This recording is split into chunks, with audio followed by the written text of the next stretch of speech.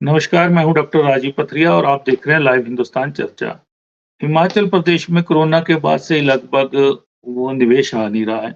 निवेश बिल्कुल नहीं आ रहा है, लेकिन इसी बीच हिमाचल प्रदेश में जो उद्योग है, सबसे बड़ा हमारा औद्योगिक हब है बद्दी, बरोटीवाला, नालागढ़।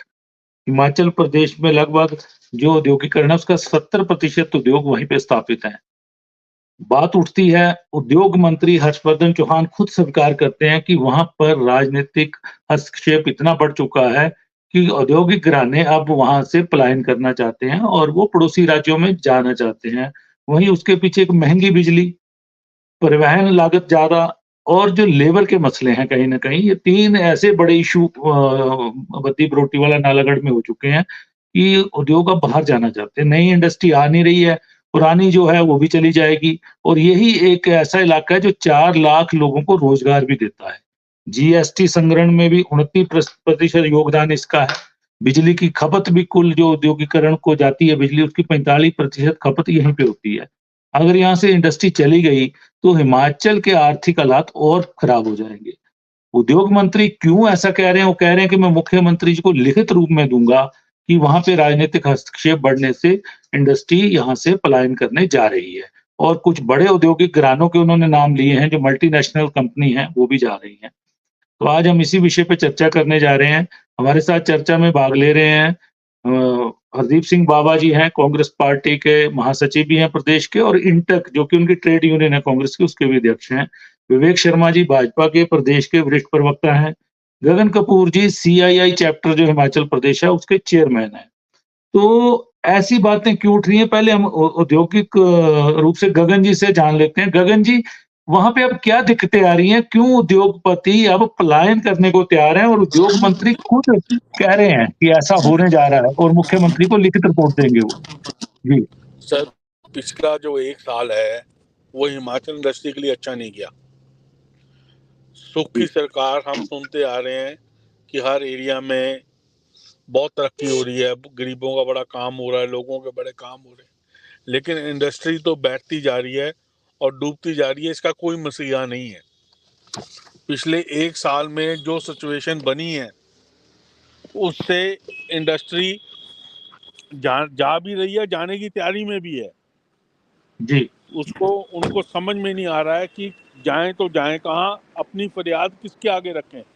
कहीं भी सुनवाई नहीं है। हिमाचल एक एक्सपोर्ट हाउस है। जी, हिमाचल में जो माल बाहर से, कच्चा माल बाहर से आता है, पक्का माल बाहर बन के जाता है। हिमाचल में अपनी इतनी खपत नहीं है। जी, तो उसकी वजह से जो भी, और जो कॉम्पिटिटिवनेस है, जो अपने पड़ोसी राज्यों के साथ कॉम्पिटिटिवनेस है, उसमें हम बाहर होते जा रहे हैं। जी। उसमें हम बाहर और होते जा रहे हैं। और और राजनीतिक हस्तक्षेप कितना बढ़ रहा है, जो कह रहे हैं खुद उद्योग मंत्री? राजनीतिक हस्तक्षेप जब उद्योग मंत्री ने कह दिया, उसके बाद किसी के कहने की जरूरत ही नहीं रही। जब उद्योग मंत्री खुद मान रहे हैं इस चीज को, उसके बाद तो सर किसी के कहने की जरूरत नहीं रहती ना। जी। तो इस समय हालात क्या-क्या ऐसे। समस्याएँ मुख्य समस्याएँ क्या-क्या फेस कर रहे हैं? जैसे बिजली एक्साइड ड्यूटी बढ़ा दी, फिर आपकी सर परिवहन लागत बहुत ज़्यादा है और उसके सर अलावा क्या मसले हैं? सबसे जो मेन वाइबिलिटी पहले क्या था कि इंडस्ट्रियल पैकेज था, तो कहीं ना कहीं से कोई वाइबिलिटी बन जाती थी। अब इंडस्ट्रियल जी, पैकेजेस खत्म हो चुके हैं। अब तो कॉम्पिटेटिवनेस पे ही जाकर आदमी को सर्वाइवल अपनी लानी पड़ेगी। बिजली बिजली बिजली हो गया, ट्रांसपोर्ट होगी। ट्रांसपोर्ट ने हमारे जो यूनिट जा रहे हैं, वो सरेआम कह के जा रहे हैं कि हम ट्रांसपोर्ट की वजह से जा रहे हैं। मैं विवेक जी आपके पास आऊँगा कि ये बड़ा मसला हो गया, उद्योग मंत्री को कहना पड़ रहा है क्योंकि सत्ता में वो हैं और ज़ाहिर है कि राजनीतिक हस्तक्षेप उसी का बढ़ता है जिसकी सरकार होती है।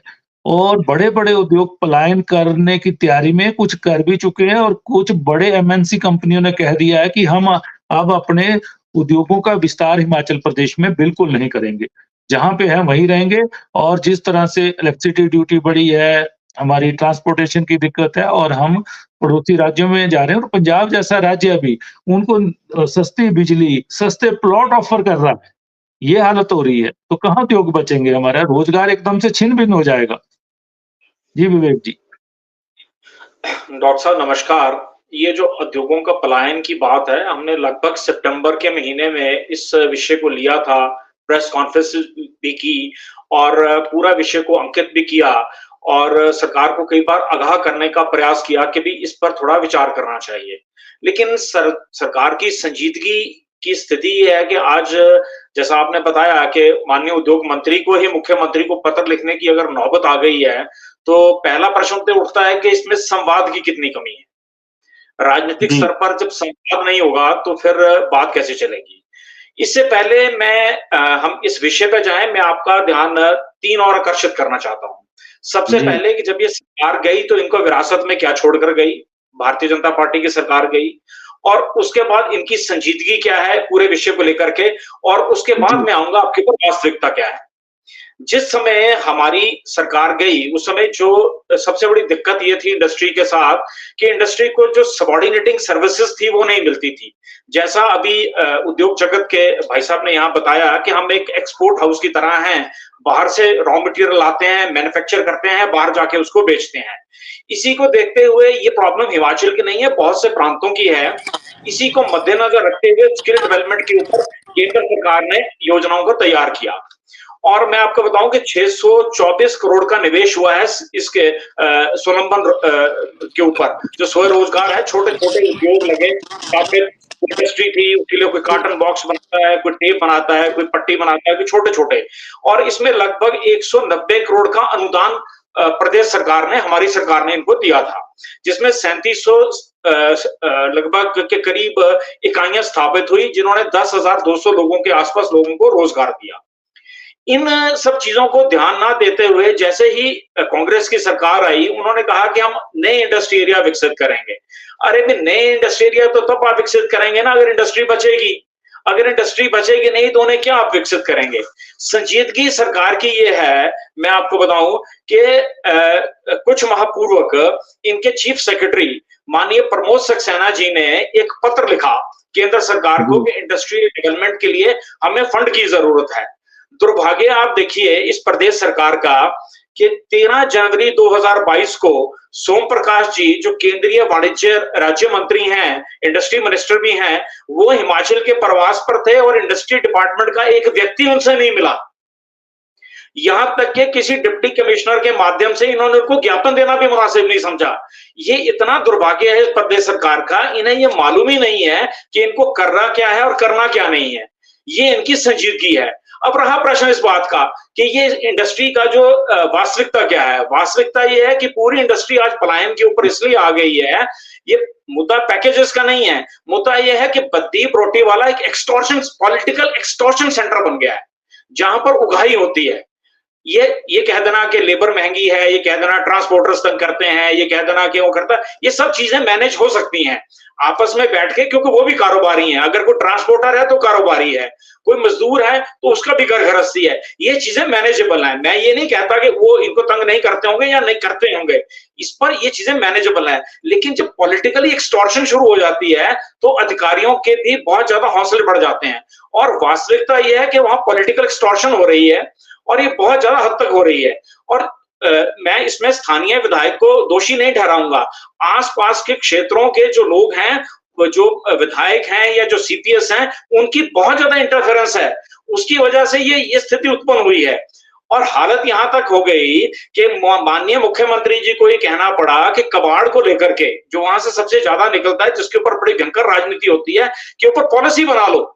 हद हो गई है। क्या कांग्रेस सरकार के पास केवल एक यही रह गया पूरा सिस्टम, मतलब इनको नोचने के लिए व्यापारियों को? ये अच्छी बात नहीं है, ये बड़ा दुर्भाग्यपूर्ण और चिंता का मामला है। और इंडस्ट्री का जाना किसी एक सरकार के लिए नुकसानदेह नहीं है, ये आने वाली सरकारों के लिए भी नुकसानदेह है, क्योंकि ये चले जाएंगे। क्योंकि आए भी बाहर से थे ये लोग, आए इसलिए थे क्योंकि हमने इनको एक वातावरण देने का कोशिश की। अब वो वातावरण इनके पास नहीं रहेगा तो ये चले जाएंगे। क्योंकि मैंने कई बार अपने वक्तव्य में बात कही है कि इंडस्ट्री एक ऐसी चीज है जो झगड़ती नहीं किसी से, वो रास्ता देखती है। आप उन्हें परेशान करेंगे, वो चुपचाप अपनी पतली गली से निकल जाएंगे। ये इस सरकार की वर्तमान व्यवस्था को देखना है कि हमने इन सब चीजों को डेवलप कैसे करना है। ये सबसे बड़ी चुनौती है इस समय इस प्रदेश सरकार के सामने। जी। जी। बाबा जी उद्योग मंत्री खुद कह रहे हैं, एक बार पहले भी उन्होंने कहा था कुछ माह पहले पिछले साल कि राजनीतिक हस्तक्षेप बढ़ रहा है और आज उनको ये कहना पड़ रहा है कि मैंने अब मुख्यमंत्री जी को पत्र लिख के लिखित रूप में जानकारी देनी है कि उद्योग अब नहीं बचेंगे, चले जाएँगे, बेरोज़गारी हिमाचल में बढ़ जाएगी, टैक्स कलेक्शन में भी घाटा पड़ेगा और हिमाचल का विकास कहीं न कहीं पीछे लौट आएगा। और क्यों कौन से राजनेता ऐसे हैं जो इतना हस्तक्षेप कर रहे हैं कि अब इंडस्ट्री बड़े-बड़े एमएनसी कंपनियों के हाथ खड़े हो गए? ऐसा क्यों हो रहा है ये? जी बाबा देखिए जी। डॉक्टर साहब, बात ये है कि मैंने ऐसा नहीं सुना कि मंत्री जी ने कहा है कि वहां पे एक्सटॉर्शन हो रहा है, जैसे अभी हमारे साथी विवेक शर्मा जी बता रहे हैं। ऐसे बयान मंत्री जी की तरफ से नहीं है, उन्होंने किसी और संदर्भ में हो सकता है इस बारे में उनसे बात की है। ठीक है, यहाँ से कुछ इंडस्ट्रीज का पलायन हुआ है और वो पलायन जरूरी नहीं है कि वो कांग्रेस की सरकार में ही हुआ। कैडबरी एक बहुत बड़ी इंडस्ट्री थी जिसका पलायन 2000 जो है भाजपा की सरकार के समय में उसका पलायन हुआ और गुजरात में उन लोगों ने जो है नया सेटअप किया, हैदराबाद में नया यूनिट लगाया और अभी भी पीएनजी जिस जो हमारे यहाँ उद्योग है, ये इस उद्योग के बारे में चर्चा चल रही है कि ये उद्योग भी जो है वो पलायन कर रहा है और गुजरात में शिफ्ट कर रहा है। देखिए, आप जानते हैं 2003 में इंडस्ट्रियल पैकेज आया, एक्साइज ड्यूटी एक बहुत बड़ा मैं समझता हूँ फैक्टर है इंडस्ट्रीज के लिए और एक्साइज ड्यूटी के चलते जो है बहुत से उद्योग हिमाचल प्रदेश में आए। आज वो एक्साइज ड्यूटी खत्म होने के उपरांत आज बहुत से अन्य राज्यों में जहाँ भाजपा शासित प्रदेश हैं, वहां पे कई तरह के पैकेजेस जो है इंडस्ट्रियल पैकेजेस जो है वो दिए जा रहे हैं केंद्र सरकार के द्वारा। हमारी अभी साल सरकार को जो है 1 साल का वर्ष पूरा हुआ है और सरकार जो है ऑलरेडी जो है लगभग 75,000 करोड़ के जो है कर्ज में जो है वो दबी हुई है और भाजपा 75,000 करोड़ का कर्ज जो है वो कांग्रेस सरकार के ऊपर लाद के गई है और उसी के चलते जो है अब बहुत बड़ी त्रासदी का सामना जो है हिमाचल प्रदेश ने जो है किया है। केंद्र सरकार की तरफ से कोई मदद ना होने के बावजूद सरकार ने अपने साधनों से खुद 4,500 करोड़ का जो है वो बजट अलॉट किया है और ये बात सही है कि कुछ उद्योग जा रहे हैं, जरूरी नहीं उनके जाने का कारण जो है वहां पे एक्सटॉर्शन हो रहा है। सरकार ने कानून व्यवस्था जो है वो सुचारू रूप से चल रही है और सरकार इसके लिए जो भी जरूरी कदम है वो जो है उठाए जा रहे हैं। ठीक है, उद्योग मंत्री जी ने किस संदर्भ में ये बात की है, मेरी उनसे बातचीत नहीं हुई और किस संदर्भ में उन्होंने चिट्ठी लिखने की बात की वो तो वही जानते हैं। पर ये जरूर है कि एक एक फैक्टर है जिसके लिए मुझे भी कई उद्योगपति जिनसे जो हमारे दोस्त हैं, हम रोज उनसे मिलते हैं, उनसे बातचीत होती है। ये जो इलेक्ट्रिसिटी ड्यूटी का मसला है जो 19% है, ये एक बड़ा कारण है जिसके लिए मैं जिसका जिसका मैं जो है आप लोगों के समक्ष जिक्र कर रहा हूँ। ये एक कारण हो सकता है जिसके लिए इंडस्ट्री जो है वो परेशान हो। बट जैसे यहाँ गगन जी ने कहा कि मिनिमम वेज की बात, मैं बता देना चाहता हूँ कि हिमाचल प्रदेश एक ऐसा राज्य है जो सबसे कम मिनिमम वेज अगर किसी राज्य में है तो वो जो है वो हिमाचल प्रदेश में है। हमारे और भी राज्य जैसे राजधानी की अगर हम बात करें दिल्ली की, हालांकि वहां पे अब इंडस्ट्री इतनी नहीं रही पर अभी भी वहां पे मिनिमम वेज जो है वो 21,000 से ऊपर है और लेबर इज नॉट, क्योंकि मैं खुद ट्रेड यूनिस्ट हूँ और हम लोग तो मिनिमम वेज बढ़ाने की बात कर रहे हैं, वो नहीं बढ़ रहा है काफी सालों से। 10 रुपए, 5 रुपए, 20 रुपए इस तरीके से मिनिमम वेज यहाँ पे पिछले कई सालों में बढ़ा है। कोई बड़ा जो बड़ी राशि का ऐलान जो है किसी भी सरकार ने नहीं किया। पर मैं ये कह देना चाहता हूँ पिछली सरकार जो जयराम ठाकुर जी की सरकार रही भाजपा की, उस समय इंडस्ट्री को लगभग 3-4 यूनिट तो नालागढ़ विधानसभा क्षेत्र की अगर मैं बात करूं, चाहे वो किनविन है जो बल्क प्लांट है जिसको लगभग लगभग 200 बीघा जमीन जो है 1 रुपए मीटर पे देती, आज वो लोग तो अपनी इन्वेस्टमेंट कर रहे हैं। उसके अलावा इंडो फार्म इंडस्ट्री है जो ट्रैक्टर बनाती है, उसके पास 150 बीघा 2 जगह जमीन जो है पूर्व की सरकार जो है वो देके गई और 1 रुपए मीटर के हिसाब से देके गई। वो जगह को जो है उन लोगों ने घेर लिया है और जगह को उस उद्योग के द्वारा जो है घेरा जा चुका है, पर अभी भी इन्वेस्टमेंट नहीं आ रही है। 1 रुपए मीटर के ऊपर जो है आप स्थानीय जो है सरकार जो है वो अगर 1 रुपए मीटर के हिसाब से जगह दे देगी और फिर भी उद्योग वहाँ पे उद्योग ना लगाए, तो उनका अपना कोई निजी कारण हो सकता है। पर मैं ये कहना चाहता हूँ, आज नालागढ़ में इन्वेस्टमेंट की अगर बात करें या बीबीएन की इन्वेस्टमेंट की बात करें, तो मेडिकल डिवाइस पार्क, एक बहुत बड़ा पार्क जो है वो लगने जा रहा है। इसके साथ ऑर्डिनेंस पार्क जो है वो भी नालागढ़ में ही जो है वो लगने जा रहा है। इसके अलावा 2 बड़े उद्योग जिन्हें मैं कह सकता हूँ, जो एथेनॉल प्लांट्स हैं, वो नालागढ़ में उनका जो है जोरों से जो है वो काम चला हुआ है, जिसमें हाइजीना लाइफ साइंसेज जो है वो हमारे मंझोली पंचायत के साथ लगता बेला गाँव में जो है वो स्थापित हो रहा है। और इसके अलावा रेडू पंचायत हमारी जो है उसके साथ जो है भारत स्पिरिट्स एक बहुत बड़ा इथेनॉल प्लांट जो है वहाँ पे लगाया जा रहा है। और उसके साथ-साथ ये जिसकी मैंने पहले भी बात कही, किनविन इंडस्ट्री जो है वहाँ पे जो है वो सेटअप कर रही है। तो उद्योग जिन्होंने आना है वो आएँगे। पर ये भी बात सही है कि जिन लोगों ने एक्साइज़ पैकेज का फ़ायदा लिया, वो पलायन जो है उनका एक्साइज़ की पैकेज खत्म होने के बाद लगातार पलायन करें, जहाँ और अन्य राज्यों में उनको पैकेज मिल रहा है, वो वहाँ जाने का प्रयास कर रहे हैं। जिनको हिमाचल में आना है वो आएँगे, जिनको हिमाचल से एक्साइज़ ड्यूटी या अन्य फ़ायदे लेने हैं वो यहाँ से लेके जाएँगे। ऐसा मैं बाबा कहना जी, लेकिन स्क्रैप की क्या राजनीति ऐसी है कि हर दल पावर सेंटर का उपयोग करता है, हर राजनेता दखल देता है कि स्क्रैप दिया जाए और वहीं कुछ ऐसे वेंडर आपने बना रखे हैं इक्का-दुक्का जो कुछ इंडस्ट्री से स्क्रैप जो होता है मेडिकल वेस्ट टाइप जो आपकी फार्मा इंडस्ट्री है, उससे सिर्फ़ वही कंपनी उठा सकती है और बाकी देखिए, जगह पे अब स्क्रैप अपनी मर्ज़ी से क्यों नहीं उद्योगपति बेच सकता? क्यों उसकी बिल्कुल अपने हिसाब से ऑक्शन नहीं कर सकता अपने स्क्रैप की? ऐसी स्थिति क्यों आप पैदा अगर कर दी गई है? आप अगर जी, अगर आप देखें तो अभी पीछे उद्योग मंत्री जी का बयान भी आया था और उन्होंने स्पष्ट रूप से ये कहा, इनफैक्ट बयान नहीं आया, इंडस्ट्रीज के साथ मीटिंग की खुद हमारे चेयरमैन सीआईआई जो है गगन जी भी वहां पे मौजूद थे। उन्होंने खुले तौर पे कहा कि यहाँ पे स्क्रैप के ऊपर जो है ये एक अलग से हम लोग इंडस्ट्री के साथ बैठ के इसके ऊपर पॉलिसी बनाने का काम करें। मुझे विश्वास है उस पर भी काम जो है वो प्रदेश की सरकार डिपार्टमेंट जो है वो कर रहा होगा। पर मैं ये कहना चाहता हूँ, किसी भी पॉलिटिकल लोगों का डायरेक्टली या इनडायरेक्टली दखल नहीं है। किसी भी समय अगर कोई दिक्कत उद्योगपति को किसी को आती है, वो सीधा संपर्क जो है वो उद्योग मंत्री को कर सकते हैं और अपनी दुःख तकलीफ बता सकते हैं। मुझे विश्वास है कुछ कुछ कंप्लेंट्स जो है वो नालागढ़ से भी जो है पिछले कुछ दिनों पहले आई थी और हमने भी जो है उद्योग मंत्री से बात की और उन मसलों को जो है वो हल किया गया। बद्दी से भी अगर कोई कंप्लेंट आती है तो उसको भी हल किया जाता है। उसके अलावा भी किसी अन्य जिले से आती है, तो हमारे उद्योग मिनिस्टर जो है वो कॉन्स्टेंटली हर इंडस्ट्री हर हर इंडस्ट्रीज के साथ जो है वो टच में है और जी, सबके साथ बात करते हैं। जी। जी, मैं गगन जी से पूछूँगा गगन जी ये जो चर्चाएँ हो रही हैं, जिस स्टेट में इन्वेस्टमेंट ड्रेन चल रहा हो लंबे समय से और राजनीतिक हस्तक्षेप बढ़ जाए और उद्योग मंत्री को बोलना पड़े कि अब तो मैं मुख्यमंत्री जी को लिखित रूप में रिपोर्ट दे रहा हूँ। इस तरह से इंडस्ट्री यहाँ नहीं आएगी और पलायन कर रही है और जा रही है तेज़ी से। तो फिर क्या होगा ऐसे राज्य में? सर ये एक अच्छे हालात नहीं है।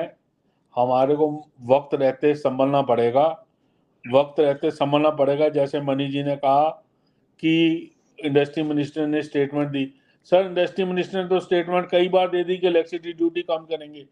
जो जो इंडस्ट्री जहां आती है वो एक प्रोमिसरी पे इंडस्ट्री आई। जी, हिमाचल में इंडस्ट्री एक प्रोमिसरी नोट पे आई कि आपको एक्साइज ड्यूटी जो होगी इंडस्ट्री इस पे बिजली पे जो ईडी लगेगा वो आपको इतने % लगेगा।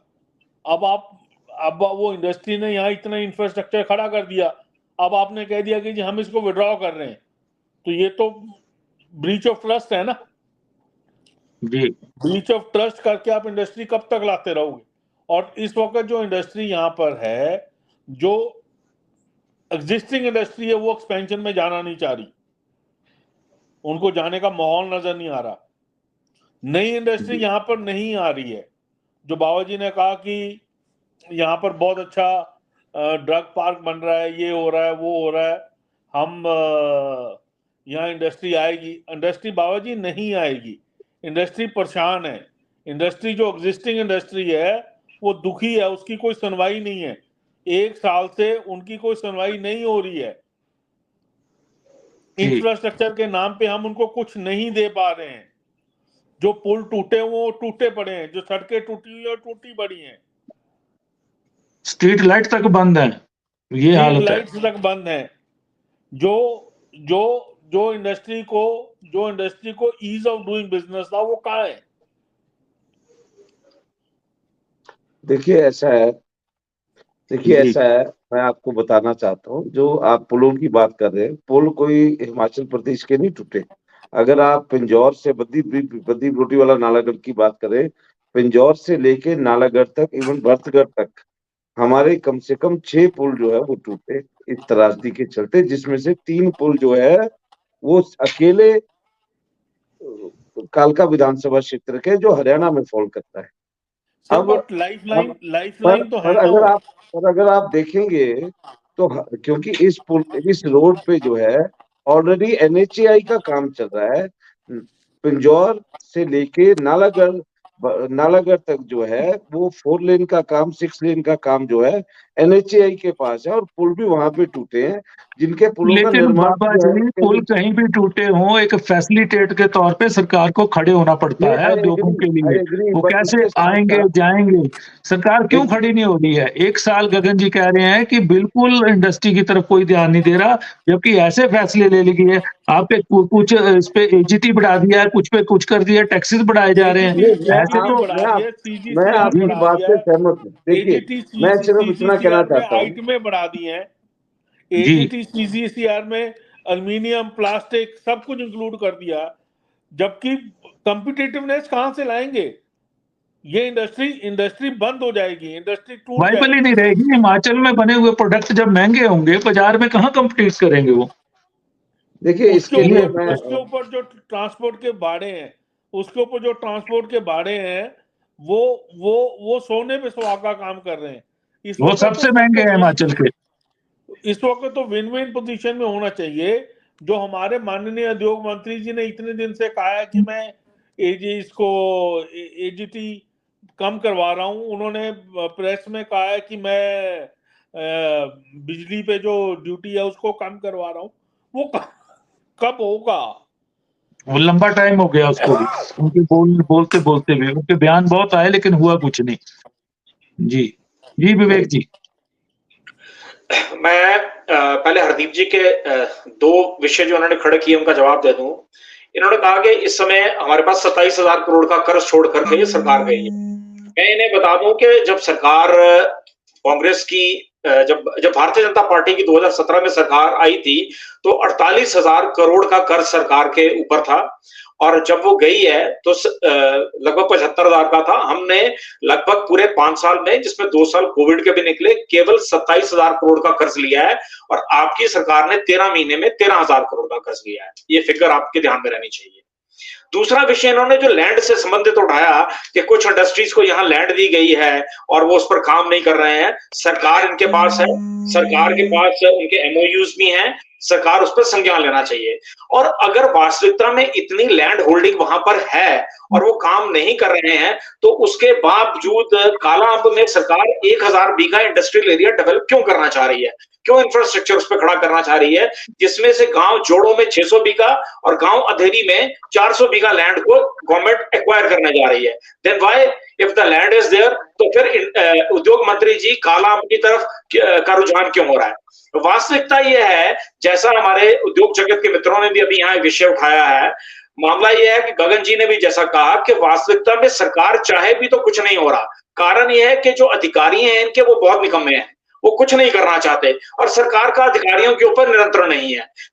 मैं ये दावे से कह सकता हूं कि अगर मेरे को इनके उद्योग जगत का सेक्रेटरी ऑफ इंडस्ट्री अगर ये बता देना कि टेरेस इंडस्ट्री से रेलवे स्टेशन कितनी दूर है और नालागढ़ से रेलवे स्टेशन कितनी दूर है, तो मैं मान जाऊंगा कि ये थोड़े बहुत जमीन के साथ जुड़े हुए हैं। कुछ नहीं होगा स्टेटमेंट्स देने से, सरकार की स्टेटमेंट्स देने से कुछ नहीं होगा। जिस इलेक्ट्रिसिटी की बातें करते हैं वो तो पूरा डिपार्टमेंट सड़क पे है, वहां तो पेंशनर सैलरीज नहीं मिल रही है, वो उनका इनके रेवेन्यू की चिंता कौन करेगा इंडस्ट्री की? वास्तविकता है कि सरकार बेसिकली कोलैप्स की तरफ बढ़ रही है। सरकार के पास ये कोई जानकारी नहीं है कि हमने अपने जो विभिन्न क्षेत्रों में लोग लगे हैं, चाहे इंडस्ट्री में है, एजुकेशन में है या अदर में, हमने उनको सर्व कैसे करना है। आप जब तक उनको सर्व करने के लिए संजीदगी पैदा नहीं करेंगे, तब तक संभव नहीं है। और इसकी एवज में वहां लूटपाट हो रही है। अब ये शायद गगन जी को बोलने में थोड़ी हिचकिचाहट हो गई। इलेक्ट्रिसिटी का लाइनमैन से लेकर के जो वहां पे स्ट्रीट लाइट ठीक करने आता है, हर आदमी इंडस्ट्री से एक्सपेक्ट करता है कि मेरा चाय पानी हो जाए। अंततः ये सुविधा शुल्क के नाम पे चल रही है। इनकी भाषा में, इंडस्ट्री की भाषा में इसको सुविधा शुल्क कहते हैं। सारा सुविधा शुल्क के ऊपर चल रहा है और ये बहुत चिंता का मामला है। इसमें लॉ एंड ऑर्डर करना चाहिए। मैं उदाहरण देता हूं, उत्तराखंड हमारे से बहुत बाद बना, आज 23 साल हुए हैं। उत्तराखंड के इंडस्ट्री एरिया को देख लीजिए, विकासनगर के इंडस्ट्री एरिया को देख लीजिए और बद्दी बरोटी वाला को देख लीजिए। आप वहां की बेसिक सुविधाएं देख लीजिए, यहाँ की देख लीजिए, उनका एडमिनिस्ट्रेटिव वर्किंग देख लीजिए, हमारी एडमिनिस्ट्रेटिव वर्किंग देख लीजिए। हमने पिछले 13 महीने में बहुत हम डाउन गए हैं और हम कोलैप्स की तरफ गए हैं, क्योंकि कांग्रेस के पास वो नजरिया और दृष्टिकोण नहीं है जिससे वो इंडस्ट्री को सर्व कर सकें। इस पर आत्मचिंतन करने की आवश्यकता है। हम ये नहीं कहते कि हम दोषारोपण नहीं कर रहे। अंततः मुख्यमंत्री या इंडस्ट्री मिनिस्टर स्वयं वहां दफ्तर में आकर नहीं बैठेंगे, लेकिन अधिकारियों को लताड़ना, उनसे काम लेने की योग्यता, क्षमता तो स्वयं राजनेताओं को स्वयं पैदा करनी पड़ेगी, जो करने में राजनेता असफल हो रहे हैं। ये साफ दिख रहा है। जी गगन जी, जी बाबा जी बोलिए। देखिए, हमारे भाई विवेक शर्मा जी ने जो बात कही, सर मैंने पहले भी इस बारे में जिक्र किया। जो आपने लैंड बैंक की बात की है, मैं बताना चाहता हूँ, आज से बहुत साल पूर्व में जो है नालागढ़ या बद्दी में जो है वो लैंड बैंक था और उसको डेवलप किया गया है। मैं तो ये कहना चाह रहा हूँ कि जो 1 रुपए बीघे के हिसाब, 1 रुपए मीटर के हिसाब से जो लैंड प्रदेश सरकार ने, पूर्व की जो है भाजपा सरकार ने कुछ उद्योगपतियों को दी, आज उन उद्योगपतियों ने वो लैंड को टेक ओवर कर लिया है और उसको फेंस करके कवर कर दिया और उद्योग नहीं लगाया। मैं ये बात कर रहा हूँ। हाँ, ये जरूर है कि हमारी सरकार को उसे जो है, अगर वो सीमित समय में उद्योग नहीं लगाते तो उसको विड्रॉ कर लेना चाहिए। ये बात सही है। पर मैं भी यही कहना चाहता हूँ कि इंडस्ट्री की तरफ से सरकार के इंटरेस्ट हो रहा है तो उसमें सख्ती से पेश आना चाहिए। मैं मुझे विश्वास है उस संदर्भ में भी जो है कुछ ना कुछ काम जो है वो चल रहा होगा और उनको नोटिस जो है संबंधित विभाग इंडस्ट्री के द्वारा जो है दिए जा रहे हैं। बाकी दूसरा ऑफिसर्स की जो मैं बात कर रहा हूँ, देखिए पटेल जी, बात ये है, ऑफिसर्स, ये अधिकारी वही हैं जो पूर्व की भाजपा सरकार में थे और हम और आप जो है वो सरकार में आएंगे और सरकार से बाहर होंगे, पर उद्योग के अधिकारी या ब्यूरोक्रेट जो है, आईएएस अफसर, आपके साथ भी वो उस समय आपके सगे थे जब आपकी सरकार थी, तो इस समय जो है कांग्रेस की सरकार है तो हम लोग उनको डिफेंड करेंगे। पर मैं आपको ये कह देना चाहता हूँ कि सरकार इस विषय में बहुत गंभीर है और जहां पे नए इंडस्ट्रियल एरिया लाने की बात आप कर रहे हैं, मैं बता देना चाहता हूँ, पुराने संभाल लें पहले बाबा जी, नयों की फिक्र ना करें, पुराने संभाल लें। अगर ये चले गए लाखों बच्चे बेरोजगार हो जाएंगे और स्टेट को बड़ा टैक्सेस का बहुत नुकसान होगा। पहले कहा जिन लोगों ने एक्साइज का बेनिफिट लेना। अब मैं आपको बताऊं, परमाणु एक हमारा बहुत ही पुराना, सबसे पुराना औद्योगिक क्षेत्र है। परमाणु की अगर मैं आपसे बात करूं, यहाँ परमाणु के बारे में तो आप कहीं किसी इंडस्ट्री से नहीं सुनते कि यहाँ पे कोई दिक्कत है। ना यहाँ पे किराए भाड़ों की दिक्कत है, ना यहाँ पे लेबर की दिक्कत है। यहाँ पे कालका रेलवे स्टेशन भी नजदीक है, यहाँ से चंडीगढ़ भी नजदीक है, यहाँ से जो है मोहाली एयरपोर्ट भी इंटरनेशनल जो है वो नजदीक है। मैं ये कहना चाहता हूँ कि परमाणु में मैं क्योंकि मैं परमाणु नगर परिषद का अध्यक्ष भी रहा हूँ और परमाणु ट्रक यूनियन का मैं अध्यक्ष भी हूँ, मैं बताना चाहता हूँ परमाणु सबसे अच्छा इंडस्ट्रियल एरिया डेवलप हो सकता था, पर अगर परमाणु हम लोगों के पास जमीन होती। आज परमाणु में जितने उद्योग आए वो सब उद्योग यहाँ से पलायन कर गए, मैक्सिमम उद्योग, और उसका सबसे बड़ा कारण जो है वो जीएसटी है। जिस दिन से जीएसटी यहाँ पे लागू हुआ और क्योंकि खुद गगन कपूर जी जो है वो परमाणु इनकी इंडस्ट्रीज हैं और ये मेरी बात से सहमत होंगे, परमाणु का उद्योग यहाँ से जाने का कारण, यहाँ पे सबसे ज्यादा अगर कोई उद्योग थे तो वो चूल्हा इंडस्ट्रीज थी और चूल्हा इंडस्ट्री सारी यहाँ से पलायन कर गई जिसका सबसे बड़ा कारण ये है कि जीएसटी आने के बाद उनका जो मार्जिन था जो है वो कम हो गया और उन लोगों को जो है और बेनिफिट देने के लिए हरियाणा प्रदेश सरकार ने, भाजपा की सरकार ने अलग से दिल्ली के साथ लगती जो है एरिया में जो है वो जमीनें दी और यहाँ से मैक्सिमम उद्योग जो है लगभग 90 उद्योग अकेले परवाणु में चूल्हा इंडस्ट्री थी जिसके सिर पे जो है वो कारोबार चलता था, वो उनका पलायन हुआ। अभी भी पड़ोसी राज्य वैसे ही बुला रहे हैं, पंजाब, हरियाणा, हिमाचल और उत्तराखंड। पर जहाँ पे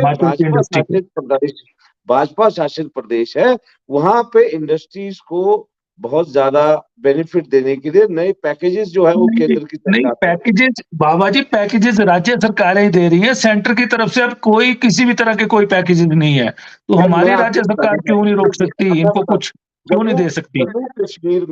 जम्मू में इंडस्ट्री लगाने के लिए नया पैकेज जो है पिछले ही साल जो है वो इंट्रोड्यूस हुआ। नहीं, जम्मू को छोड़ दीजिए, मैं हरियाणा, पंजाब, उत्तराखंड की बात कर रहा हूँ, क्योंकि वहां पे सस्ती दरों पे प्लॉट भी मिल रहे हैं, बिजली भी मिल रही है, इंडस्ट्री उनका वेलकम किया जा रहा है। मैं आपको कह रहा हूँ कि यहाँ पे सस्ती लैंड दे दी। हिमाचल में सबसे कम बिजली का रेट है इंडस्ट्री का, और वो प्रदेश की सरकार दे रही है। हिमाचल में जमीन जो है 1 रुपए मीटर के हिसाब से दी जा रही है। मिनिमम कहाँ की सस्ती बिजली, इतनी ज्यादा इलेक्ट्रिसिटी ड्यूटी लगा दी। चलिए गगन जी, मैंने 2 मिनट गगन जी को बोलने दीजिए। जी गगन जी, सस्ती बिजली एक सुहाना बात रह गई है जो किसी टाइम में हम कहा करते थे। इस वक्त हम अपने लेबरिंग स्टेट्स में हमारे बिजली के रेट को सस्ते नहीं है, नंबर 1। नंबर 2, आपके माध्यम से हम सरकार को ये भी रिक्वेस्ट करना चाहेंगे कि जो इंडस्ट्री आ रही है, जो थोड़ी बहुत इंडस्ट्री लगाना भी चाह रहे हैं, उनको 118 की परमिशन नहीं मिल रही, वो बेचारे 118 की परमिशन के लिए भाग रहे हैं। आप उसको कुछ करवाइए। फिर जो एग्जिस्टिंग यूनिट्स हैं उनको एनओसीज नहीं मिल रही, पोल्यूशन के डिपार्टमेंट से एनओसीज मिलनी बंद हो गई हैं, उसमें भी कई बैरियर्स लग गए हैं। आपके माध्यम से हम ये रिक्वेस्ट करना चाहेंगे कि आप सरकार में हैं, आप सरकार से वो कराएं, ईज ऑफ डूइंग बिजनेस का कुछ करें जिससे हिमाचल की इंडस्ट्री आए। हम लोग हिमाचल से बाहर जाना नहीं चाहते, हम हिमाचल से प्यार है, लेकिन हम क्या करें, हम मजबूर हैं।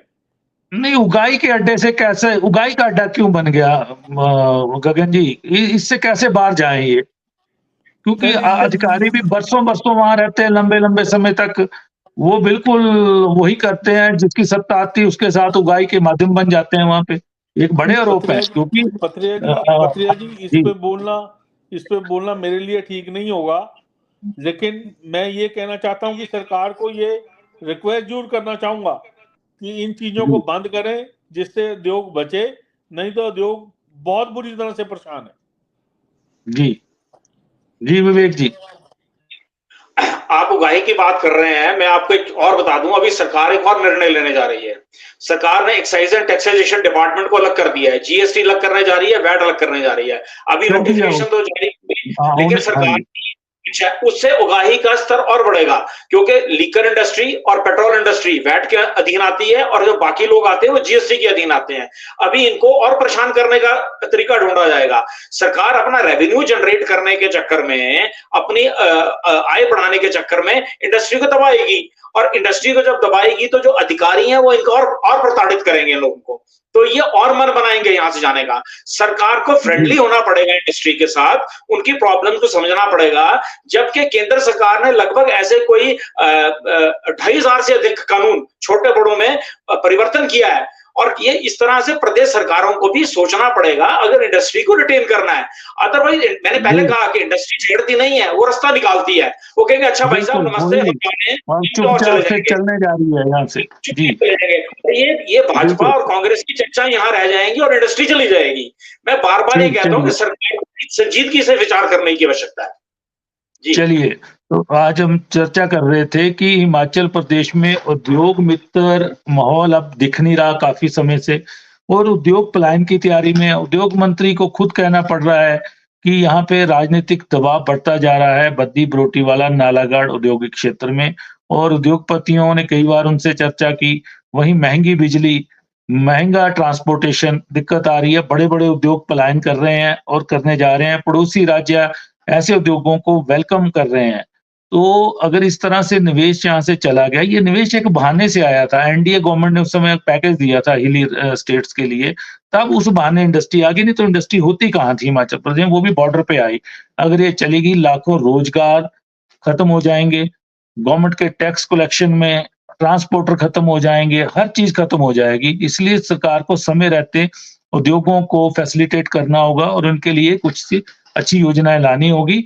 और जो एक वसूली का गढ़ बना है, बद्दी-बरोटी वाला नालागढ़, वहाँ के अधिकारियों को फेंटना होगा और वहाँ के जो राजनेता वहाँ दखल कर रहे हैं, ये मुख्यमंत्री सुखविंदर सिंह सुक्खू को देखना होगा कि उनको कैसे रोका जाए और उद्योगों का विस्तार हो, ना कि उद्योग खत्म हो यहाँ से।